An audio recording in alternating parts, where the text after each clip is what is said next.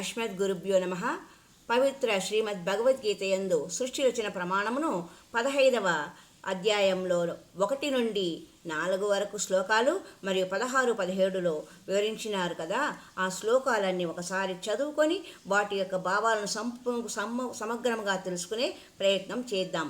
ఊర్ధ్వమూలం అధఃశాఖం అశ్వత్థం ప్రాహు అవ్యయం ఛందాంసి యస్య పర్ణాని యః తం వేద సహ వేదవేత్ అధః చ ఊర్ధ్వం ప్రసృతాః తస్య శాఖాః గుణప్రవృద్ధాః విషయః ప్రవాలాః అధః చ మూలాని అనుసంతతాని కర్మానుబంధీని మనుష్యలోకే నా రూపం అస్య ఇహ తదా ఉపలభ్యతే నా అంతః నా చ ఆదిః నా చ సంప్రతిష్ఠా అశ్వత్థం ఏనం సువిరూఢమూలం అసంగశస్త్రేణ దృఢేన చిత్వా తతః పదం తత్పరిమార్గతవ్యం యస్మిన్ గతాః నానివర్తంతి భూయః తం ఏవ చ ఆద్యం పురుషం ప్రపద్యే యతః ప్రవృత్తిః ప్రసృతా పురాణీ ద్వౌ ఇమౌ పురుషౌ లోకే చర చ అక్షరః ఏవ చ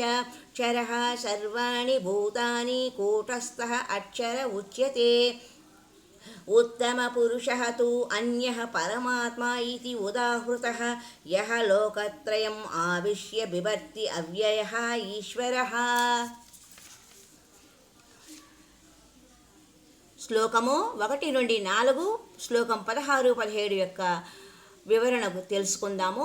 భగవద్గీత 15వ అధ్యాయం పురుషోత్తమ ప్రాప్తి యోగంలో. ఇక కబీర్ గారి చెప్పిన గీతం కబీర్ అక్షర్ పురుష్ ఏక్ హై నిరంజన్ వాకీదార్. కబీర్ అక్షర్ పురుష్ ఏక్ హై నిరంజన్ వాకీడార్ తీనో దేవా శాఖా హై పాత్ రూప్ సంసార్ అని క్లుప్తంగా సంసారం యొక్క పురుషోత్తమ యోగంలోని మూలాలను గురించి, సంసార వృక్షం యొక్క మూలాలను సంక్షిప్తంగా చెప్పినవారు కబీర్.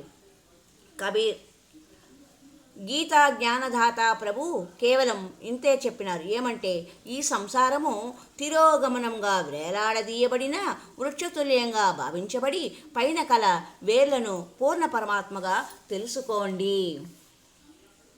ఇది సంసార వృక్ష మూలము.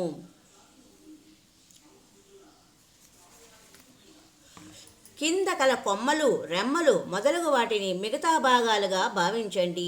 ఈ సంసార రూపి వృక్షం యొక్క ప్రత్యేక భాగం యొక్క భిన్న భిన్న వివరణని ఏ సంత్కైతే తెలుసుకో ఆయనే తత్వదర్శి సంత్.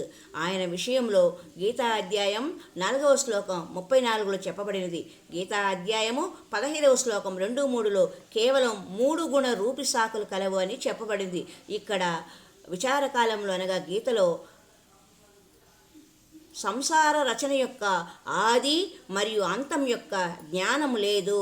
దానికోసం గీతా అధ్యాయం 4వ శ్లోకం 34లో చెప్పినట్లు ఎవరైనా తత్వదర్శి సంతు ద్వారా ఆ పూర్ణ పరమాత్మ యొక్క జ్ఞానమును సంతు ద్వారా తెలుసుకోవాలి. అధ్యాయము 15 శ్లోకం 1లో తత్వదర్శి సంతు యొక్క పరిచయం ఇవ్వబడింది. ఏమంటే, అతడు సంసార రూపీ వృక్షం యొక్క ప్రత్యేక భాగం యొక్క జ్ఞానాన్ని కలిగిస్తాడు. ఆయనను అడిగితే గీతా అధ్యాయం 15 శ్లోకం 4లో ఆ తత్వదర్శి సంతు దొరకగానే ఆ పరమపద పరమేశ్వరుడి అన్వేషణ చెయ్యాలి. అనగా తత్వదర్శి సంతు చెప్పిన సాధన చేయాలి. దానివలన పూర్ణ మోక్షము ప్రాప్తిస్తుంది. గీతా అధ్యాయం 15వ శ్లోకం 16, 17లో స్పష్టమైనది. 3 పురుషులు ఉన్నారు. ఒకరు క్షర పురుషుడు అనగా బ్రహ్మ, రెండవది అక్షర పురుషుడు పరబ్రహ్మ, మరియు మూడవది పరమ అక్షర పురుషుడు పూర్ణ బ్రహ్మ. క్షర మరియు అక్షర పురుషులిద్దరూ అవినాశులు కారు. ఆ అవినాశి పరమాత్మ వీరిద్దరి కంటే వేరుగా ఉన్నారు. ఆయనే 3 లోకాలలో ప్రవేశించి అందరి యొక్క పాలన పోషణ చేస్తాడు. శ్రీమద్ భగవద్గీత అధ్యాయం 15వ శ్లోకం 1 నుండి 4 మరియు 16, 17లో ఇది ప్రమాణితము అయినది. ఏమిటంటే, తలకిందులుగా వేలాడదీయబడిన సంసార వృక్షము తలకిందులుగా వేలాడబడిన సంసార వృక్షం యొక్క పాలన పోషణ జరుగుతుంది. తలకిందులుగా వేలాడదీయబడిన సంసారరూపి వృక్షం యొక్క మూలము అనగా వేర్లు పరమ అక్షర బ్రహ్మ అనగా పూర్ణ బ్రహ్మయే. వారిచే పూర్ణ వృక్షం యొక్క పాలన పోషణ జరుగుతుంది. మరియు చెట్టు యొక్క ఏ భాగమైతే భూమి నుండి వెంటనే బయట భూమితో పాటు కనిపిస్తుందో అది కాండమవుతుంది. దానిని అక్షర పురుషుడు అనగా పరబ్రహ్మ అని తెలుసుకోండి. ఆ కాండం నుండి పైకి వెళ్తూ వేరొక పెద్ద కొమ్మ ద్వారా మిగిలిన 3 శాఖలు వస్తాయి.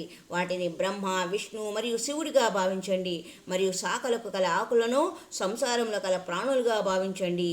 గీతా అధ్యాయం 15వ శ్లోకం 16, 17లో స్పష్టం చేసినారు. ఏమంటే క్షర పురుషు మరియు అక్షర పురుషు వీరిద్దరి లోకంలో ఎన్ని ప్రాణులైతే ఉన్నాయో వారి స్థూల శరీరాలు నాశనం కలవి మరియు జీవాత్మ అవినాశి అనగా 2 ప్రభువులు మరియు వీరియందు కల సర్వప్రాణులు నాశనం కలవి. అక్షర పురుషుడు అవినాశి అని చెప్పబడినది. కానీ వాస్తవంలో అవినాశి ప్రభువు వీరి ఇద్దరి కంటే వేరుగా ఉన్నారు. వారు 3 లోకాల యందు ప్రవేశించి అందరి యొక్క పాలన పోషణ చేస్తారు. పై వివరణలో 3 ప్రభువుల వేరు వివరణ ఇవ్వబడినది. హరి ఓం తత్సత్.